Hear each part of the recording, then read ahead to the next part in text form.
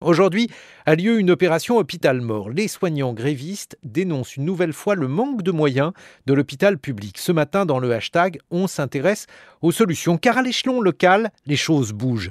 Des initiatives voient le jour pour que la médecine de ville décharge les services d'urgence toujours plus débordés. Un hashtag signé Thomas Larabi. En ville, il faut 3 à 5 jours pour un rendez-vous quand on est malade. Résultat, on va au travail avec de la fièvre ou bien on va aux urgences. C'est le constat d'Hortense sur nos réseaux sociaux. Pour autant, l'idée de voir la médecine de ville améliorer la situation de l'hôpital public est loin d'être farfelue. Pour l'urgentiste et délégué CGT Christophe Prudhomme, une médecine de ville en meilleur état et mieux organisée pourrait même régler en grande partie le problème de l'engorgement des urgences. Vous savez, le problème à l'hôpital, c'est pas qu'on voit des gens en consultation, qu'on renvoie une fois qu'on a vu la consultation. C'est les gens qui viennent à l'hôpital parce qu'ils n'ont plus de médecin traitant. Il n'y a pas la possibilité de les laisser à domicile avec un traitement approprié.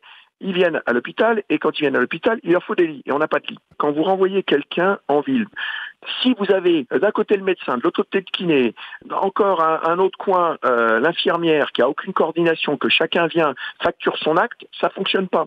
Parce que les médecins sont inégalement répartis sur le territoire, donc ça pose un problème. Deuxièmement, la rémunération à l'acte, elle est inflationniste, elle ne permet pas de prendre en charge, en particulier en urgence, les personnes que l'on voit à l'hôpital et qui nous posent le plus de problèmes, qui sont les plus de 50 ans atteints de maladies chroniques. Vous pouvez retrouver cette interview en intégralité sur le site. On y parle aussi liberté d'installation et salariat. D'ailleurs, à ce propos, le président de la région Centre Val-de-Loire, François Bonneau, a pris le taureau par les cornes. Il recrute 150 médecins en tant que salariés de la région. J'ai, à l'échelle d'une région de 2 600 000 habitants, 473 000 personnes qui n'ont pas de médecin référent. Quasiment 20% de la population aujourd'hui sans médecin. Donc, qu'est-ce que font ces gens? Ils vont aux urgences.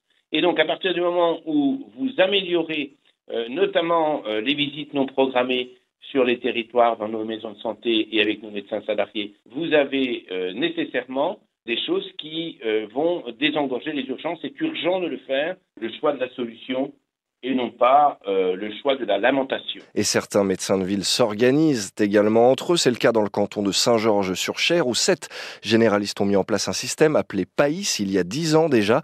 Le docteur Gauthier fait des remplacements dans la commune et le système lui a tellement plu qu'il y a consacré sa thèse. Le système PAIS, c'est un triptyque entre les élus locaux, les médecins généralistes et l'hôpital de proximité. Très concrètement, les médecins d'un même bassin de vie s'organisent pour prendre tous les jours de 8h à 20h et le samedi de 8h à midi tous les imprévus. C'est-à-dire que moi, quand je dois assurer cette journée d'imprévus, j'arrive le matin à 8h, j'ai une journée vierge et tous les appels vont vers moi et je gère tout ça. Ça va de l'arrêt de travail au petit de 2 ans qui a 39,5 le matin, qu'on va pas envoyer aux urgences pour une angine ou une otite. C'est le médecin qui est d'astreinte qui se déplace en EHPAD pour un problème de fièvre chez des gens âgés, pour un problème de chute ou autre.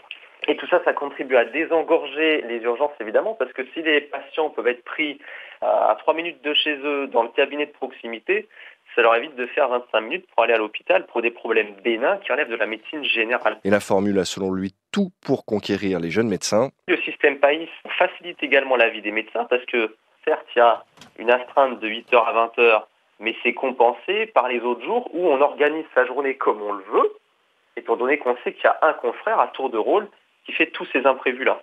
Les jeunes dont je fais partie, on va se regrouper et c'est un système qui colle parfaitement avec l'attente des jeunes générations. Moi, c'est comme ça que j'ai envie de travailler. Vous pouvez retrouver son témoignage en intégralité sur notre site et selon ses calculs appliqués à l'hôpital de Chartres, le système PAIS éviterait près de 10 000 passages aux urgences chaque année pour une économie de 1 200 000 € par an.